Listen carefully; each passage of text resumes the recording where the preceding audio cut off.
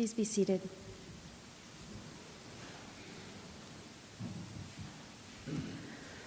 First, as always on Good Friday, a word about the Jews. No Good Friday sermon can be complete without some note about how the reading we hear today characterizes the Jews. This designation used throughout the Gospel of John, which is better translated the Judeans, means the specific people within Judaism who opposed or sold out or were frightened of Jesus.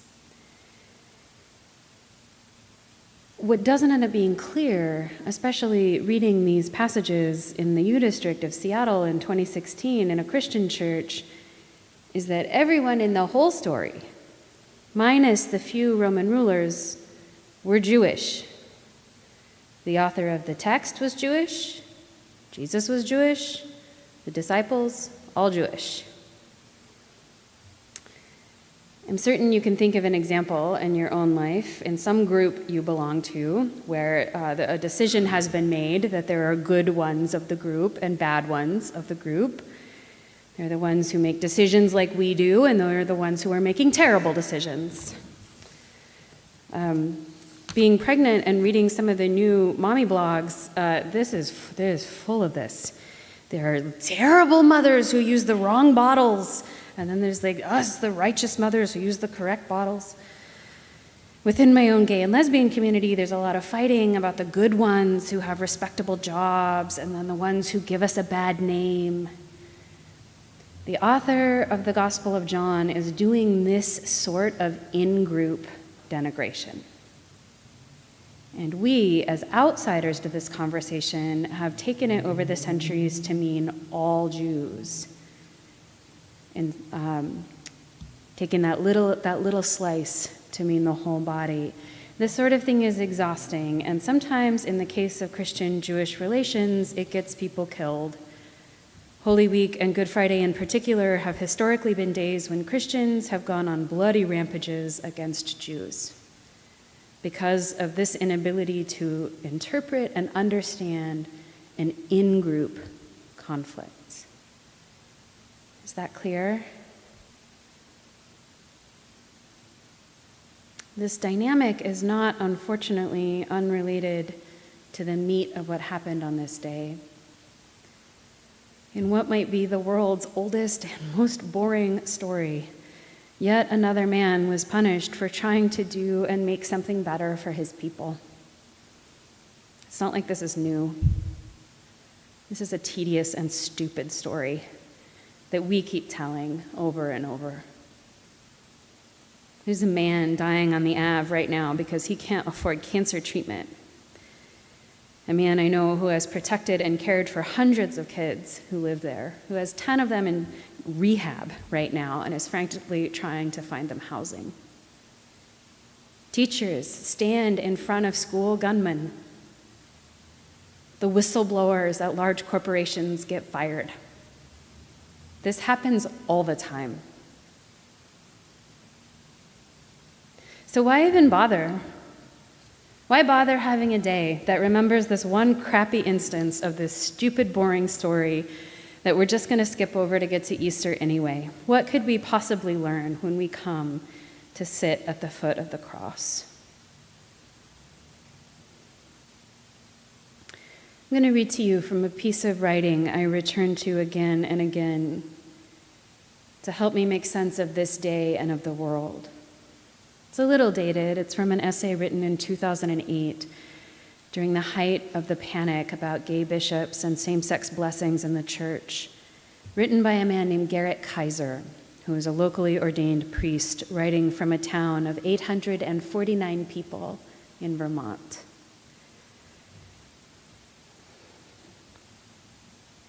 Jesus said that only those who could become as little children would enter the kingdom of God, and I sometimes try to see these issues through the eyes of a child.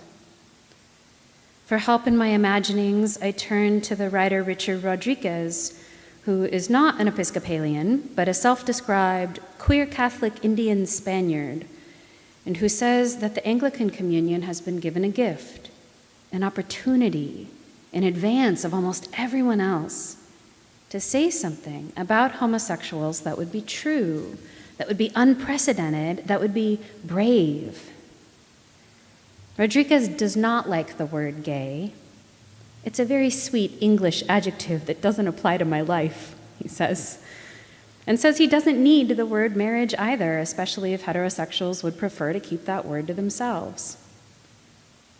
What he does want is for him and his partner of 26 years to have the same legal protections around sickness and death that married couples have.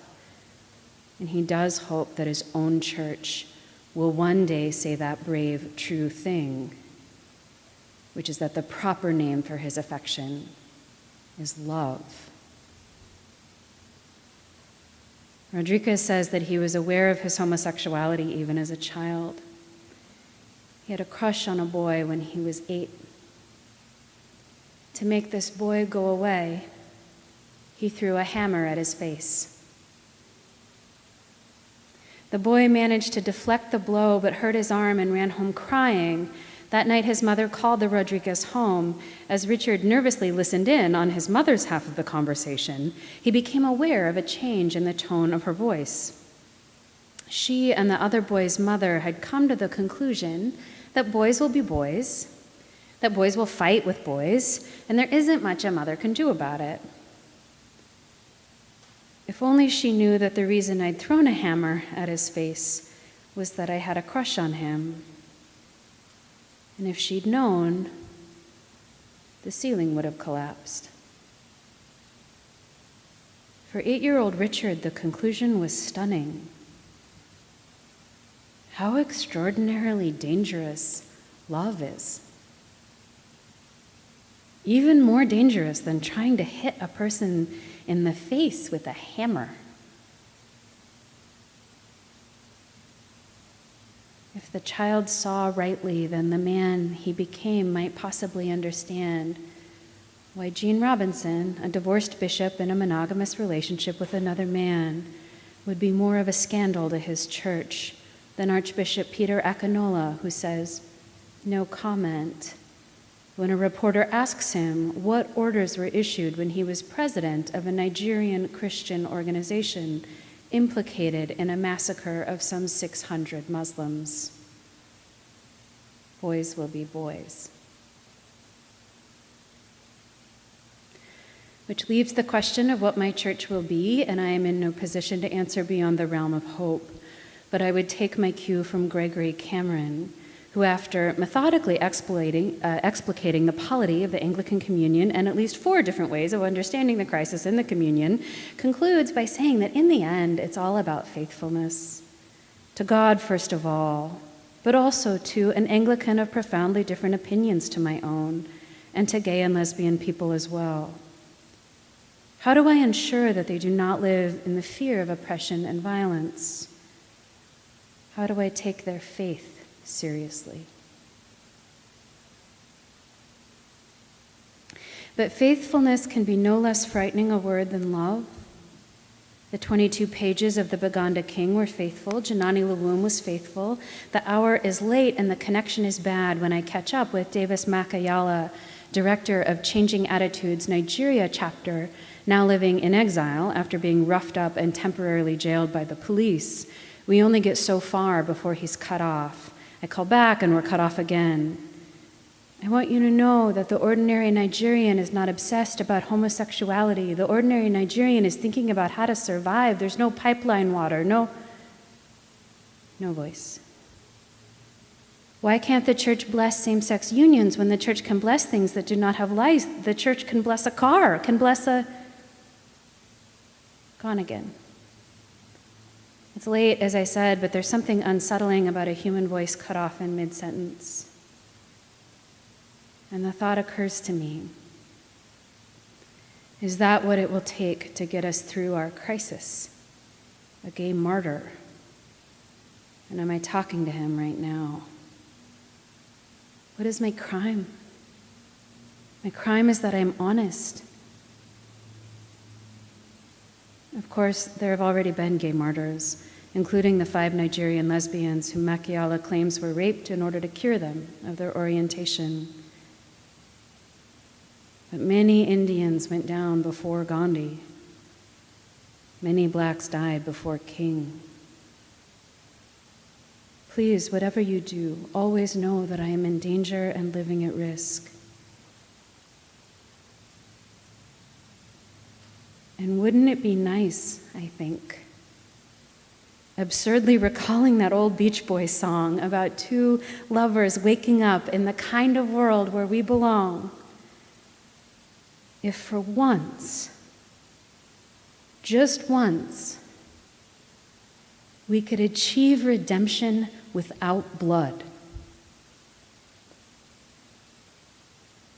If the empty cross would mean not only the resurrection that gives life, but a vision of life beyond this constant, dismal, stupid need we have for sacrificial lambs. And all because we are less afraid of violence than we are of love.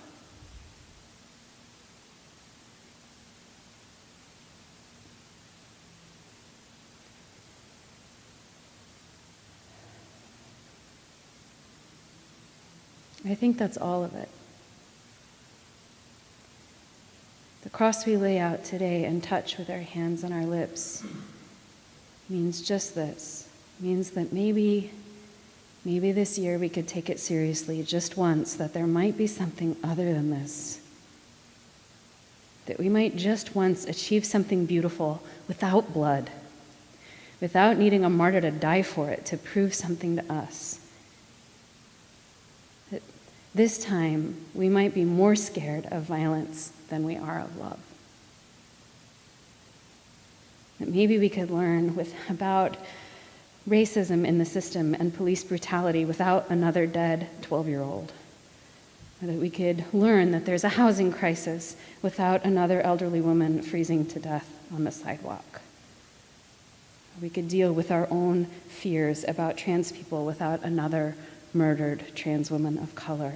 That maybe we could do it without the blood. We could try it. We could just try it.